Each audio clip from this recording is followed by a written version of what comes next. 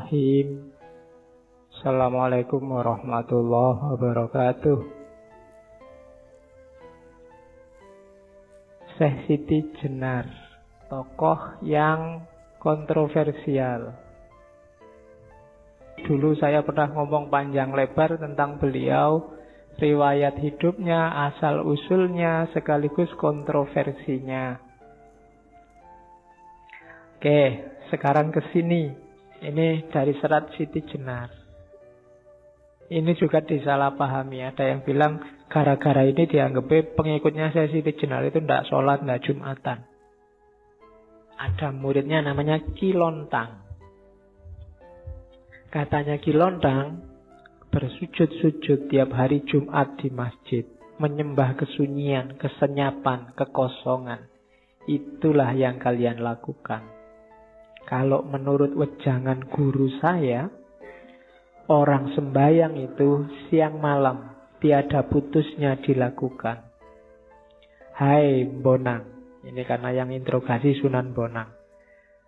Keluarnya nafasku menjadi puji, masuknya nafasku menjadi doa, karena tutur penglihatan dan pendengaran disuruh melepaskan dari angan-angan. Jadi, kalau kamu sholat masih mengiaskan kelanggengan dalam alam kematian ini, maka sesungguhnya kamu ini kafir. Katanya Kilontang, yang pertama, kita sholat itu seringkali hanya olahraga. Itu yang dimaksud menyembah kekosongan, kesunyian, gak ada apa-apa. Gak ada efeknya, itu loh yang disembah sopo. Fisiknya aja kadang juga tidak terlalu serius. Ada yang cowopetnya ngalah-ngalahi pesawat mau take off. Oh ya, kalau Ramadan nanti ada yang terawihnya cepetnya luar biasa.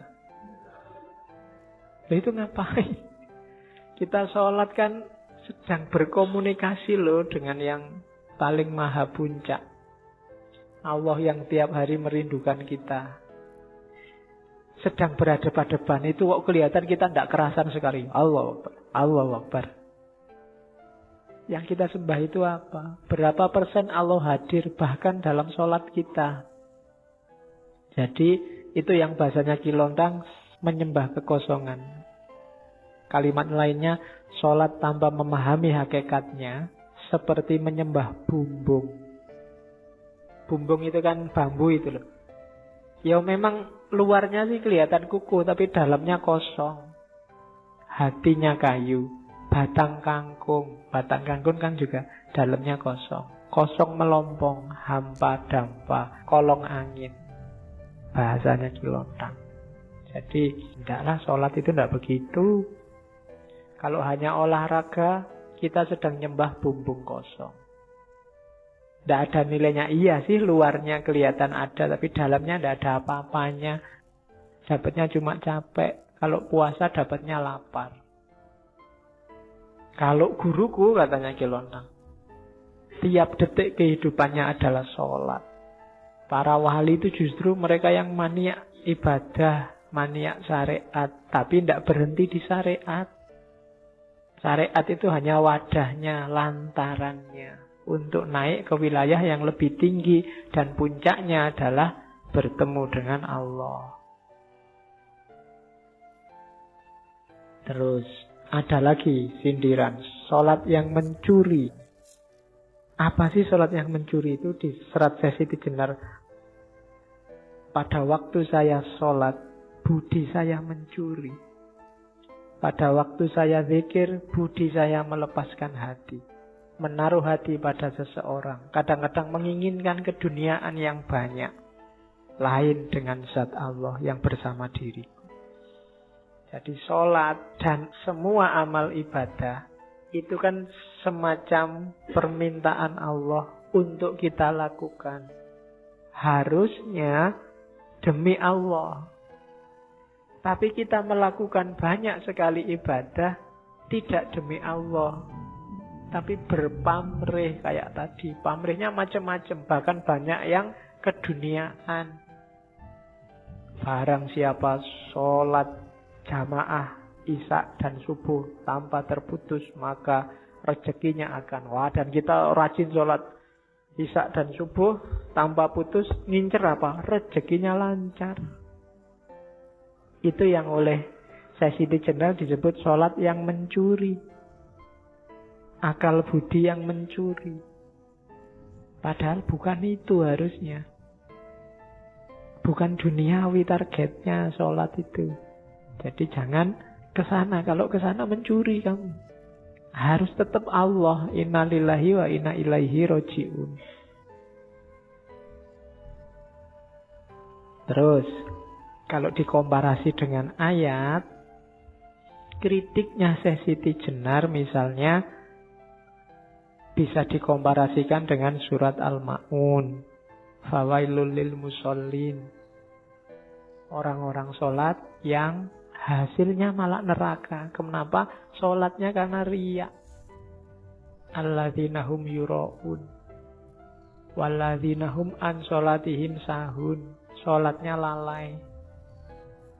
Terus ada juga surat Al-Mu'minun. Yang artinya sholat itu harus khusyuk. Khusyuk itu yang pertama menghindarkan diri dari hal-hal yang sia-sia. Dan tidak menyia-nyiakan waktu serta tempat. Yang kedua menunaikan zakat. Yang ketiga menjaga kehormatan diri. Yang keempat menepati janji dan seterusnya. Jadi semua yang diomongkan Siti Jenar itu, ini kan karena banyak yang kritik, dianggapnya Siti Jenar itu ngarang, tidak ngerti syariat, tidak pernah ngaji. Tidak mungkin lah. Kalau dilihat dari silsilahnya beliau masih ada garis keturunan sampai ke Nabi. Cuma cara beliau menyampaikan melihat situasi saat itu. Oke, terakhir. Ini tentang puasa. Katanya Siti Jenar, yo poso yo iya. Poso itu hasilnya apa?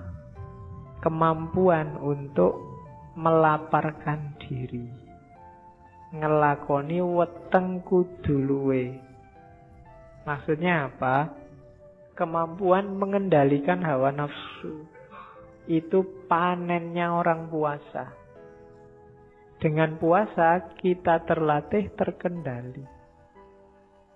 Imsak, makanya ada batas, kita tidak boleh makan lagi, namanya imsak. Yaitu imsak lahir. Imsak batinnya apa? Kita mampu mengendalikan hawa nafsu. Itu puasa. Jadi besok latihanlah mengendalikan diri. Mbok coba bikin target-target spiritual. Dan itulah namanya puasa hakiki. Hasilnya puasa hakiki itu jiwa yang bersih. Kalau bahasa tasawufnya yang lain takholli. Ego, hawa nafsu itu hilang semua. Tidak cuma dapat lapar dan haus. Dan nggak cuma mindah waktu makan. Kadang-kadang puasa pengeluarannya lebih banyak. Karena makannya harus enak. Jumlahnya tetap 3. Waktu maghrib sekali, mau tidur sekali, sahur sekali. Itu podo wae. Jumlahnya tetap 3 dan nggak enak, harus enak. Jadi pengeluarannya lebih besar. Akhirnya kan nggak jadi puasa, cuma mindah waktu makan. Ya. Dia ndak apa-apa, cuma masuklah sebentar ke wilayah hakiki. Kira-kira dengan puasa itu mampu nggak kita menaklukkan hawa nafsu dan ego? Berani nggak misalnya kalau pas kita puasa, HP juga puasa. Internet juga puasa kecuali habis buka puasa misalnya. Nggak akan balas WA sebelum buka puasa misalnya. Nah, itu latihan-latihan rohani. Nggak apa-apa ya. Kalau sudah sukses itu dalam arti sudah nggak terikat lagi oleh WA, nggak tergantung lagi oleh internet. Nanti WA-an dengan tidak terikat. Hari ini kan kita terikat luar biasa. Banyak sekali hal-hal yang nggak harus bikin kita tergantung. Sekarang kita tergantung. Tergantung oleh listrik, tergantung oleh BBM, Terus tergantung internet juga. Tergantung lagi, nggak cuma internetnya, Facebooknya sekarang bikin ketergantungan, WA-nya bikin ketergantungan, Twitternya bikin ketergantungan. Semakin berat kita menuju Allahus Shomad. Iya karena butuh, iya karena stain. Resikonya kayak sesi tejerau tadi, susah untuk sholat khusyuk. Makanya satu-satunya jalan apa? Latihan.